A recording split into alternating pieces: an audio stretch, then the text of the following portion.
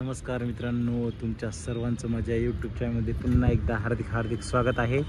सध्या आहोत आपण परभणी जंक्शनला आणि हा आहे परभणी जंक्शनचं सध्या बघायला गेलो तर आपण या ठिकाणी ब्लॉग बनवण्यासाठी आलो आहे। बघायला गेलो तर बरेच दिवस झाले आपण ब्लॉग वगैरे बनवलं नाही आणि या ठिकाणी आपण खास आज परभणी जंक्शनचा रिडेव्हलपमेंट जे होत आहे त्याचं ब्लॉग आपण या ठिकाणी बनवण्यासाठी आलेलो आहे। हे आहे बघायला गेलं तर हे आहे नवीन बिल्डिंग आहे बघा मित्रांनो, आणि ही आहे जुनी बिल्डिंग तुम्हाला दिसत आहे। या ठिकाणी ही पाडण्यात आलेली आहे जुनी बिल्डिंग, ही बघा या ठिकाणी संपूर्ण पाडण्यात आलेली आणि हा थोडासा भाग आणखी बाकी आहे पाडण्याचा। चला तुम्हाला आणखी थोडासा व्ह्यू दाखवतो मी। हे बघा मित्रांनो, रिडेव्हलपमेंटमुळे हे जुनं जे रेल्वे स्टेशन होतं प्लॅटफॉर्म नंबर 1 ला लागून हे पूर्णपणे या ठिकाणी पाडण्यात आलेलं आहे। थोडंसं भाग आणखीन बाकी आहे पाडण्याचा आणि बाजूला हे आहे या ठिकाणी RCTC वेटिंग हॉल। अजून ते वेटिंग हॉल वगैरे सध्या तेवढी बिल्डिंग जी आहे ती ठेवलेली आहे त्यांनी, आणि या ठिकाणी बाकी साहित्य वगैरे काढलेलं आहे। पहिले या ठिकाणी पार्किंग होती, आता ती पार्किंग नवीन जी बिल्डिंग आहे म्हणजे याच्या आधीची जी बिल्डिंग होती त्यासमोर त्यांनी तिकीट काउंटर सगळे त्या ठिकाणी चालू केलेले आहे। सगळ्या गोष्टी त्या ठिकाणी चालू केलेल्या आहे मित्रांनो। वर्कर लोकही आपण या ठिकाणी दिसत आहे की जे काम करत आहेत। हा परभणी जंक्शनचा डेव्हलपमेंटचा आपण ब्लॉग बनवलेला आहे प्लॅटफॉर्म नंबर 1 वर। चला आणखीन काही असेल तुम्हाला मी दाखवेल।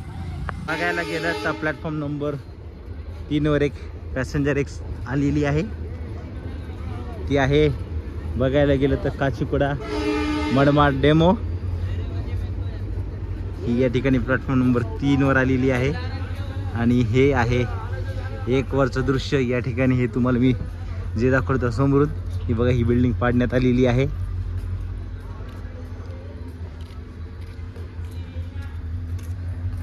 ही बघा ही बिल्डिंग पाडण्यात आलेली या ठिकाणी, हे पाडण्यात आलेली आहे। आणि या ठिकाणी बघायला गेलं तर हा जो जुना दादरा आहे तो जुना दादरा सुद्धा पाडण्यात आलेला आहे।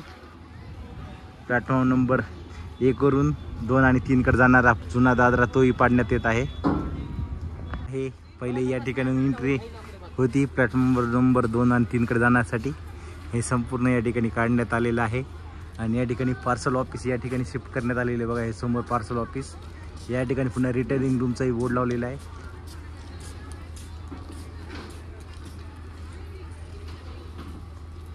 हळूहळू या ठिकाणी वर्कर लोक हे पूर्णपणे या ठिकाणी जे लोखंड आहे ते लोखंड हळूहळू काढत आहेत।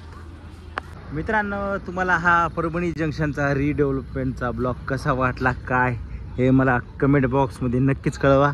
चला मित्रांनो, भेटूया आपण नेक्स्ट ब्लॉगमध्ये। सर्वांना बाय बाय।